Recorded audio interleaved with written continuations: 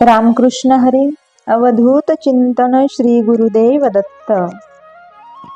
श्री गुरुचरित्र अध्याय 52 आणि 53। श्री गुरुचरित्राचे 51 अध्याय ऐकून नामधारकाचे मन ब्रह्मानंदामध्ये लीन झाले।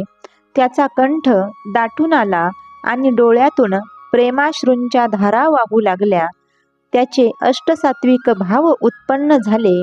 ते पाहून सिद्धमुनींना संतोष झाला। त्याची भाव समाधी लागलेली पाहून त्यांनी त्याला हातांनी कुरवाळले। त्याला प्रेमभावाने आलिंगन दिले आणि म्हणाले, शिष्योत्तमा, भानावर ये। तू भवसागर तरुण गेलास, पण असाच समाधी सुखात राहिलास तर तुला प्राप्त झालेले ज्ञान तुझ्यातच राहील आणि मग बाकीचे लोक कसे तरतील? ते तर अज्ञानीच राहतील। तुझ्यामुळे मला सर्व गुरुचरित्र आठवले। तुझे एकाग्र मनाने ऐकलेस तेच आता विस्ताराने लोकांना सांग। असे सिद्धांनी नामधारकाला परोपरीने सांगितले।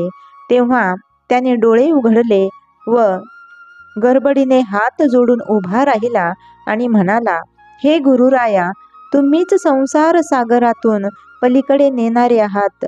तुम्हीच विश्वाचा आधार आहात। तेव्हा श्री गुरुचरित्राची अवतरणिका म्हणजे कोणत्या अध्यायात कोणती कथा आली आहे ते सांगा। शिष्यांची विनंती ऐकून त्यांची निष्ठा पाहून सिद्धांनी प्रथम अध्यायापासून 51व्या अध्यायापर्यंतचा सारांश सांगितला। कोणत्या अध्यायामध्ये कोणती कथा आहे आणि कोणता अध्याय वाचल्याने कोणता लाभ आपल्याला होणार आहे हेही सांगितले। तो हा अध्याय 52वा आहे। तसेच गुरुचरित्राचे सप्ताह पारायण करताना रोज किती अध्याय वाचावेत व वाचताना स्वच्छता, शुचिर्भूतता कशी पाळावी यासारखे अनेक नियम सर्व नीट समजावून सांगितले। मन पवित्र असताना सर्व काळ गुरुचरित्र वाचावे आणि दुसरा प्रकार म्हणजे सप्ताह करावा। त्याने मोठा पुण्यलाभ पदरामध्ये पडतो। पुस्तकाला गुरु समजून त्याचे पूजन करावे। तसेच ब्राह्मणांचीही यथोपचार पूजा करावी। त्यांना दाने वगैरे द्यावी। ब्राह्मण भोजन घालावं।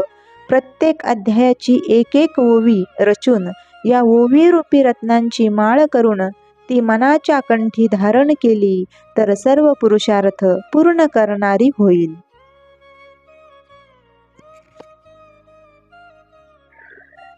अशा प्रकारची महती या गुरुचरित्र ग्रंथाची आहे। म्हणून सर्वांनी गुरुचरित्र पारायण केले पाहिजे। नाही पारायण जमले तर निदान दररोज एक अध्याय किंवा 5 ओव्या तरी आपण वाचल्या पाहिजे। श्री गुरुचरित्र पारायणाने अनेक प्रकारचा पुण्यलाभ आपल्या पदरात पडतो।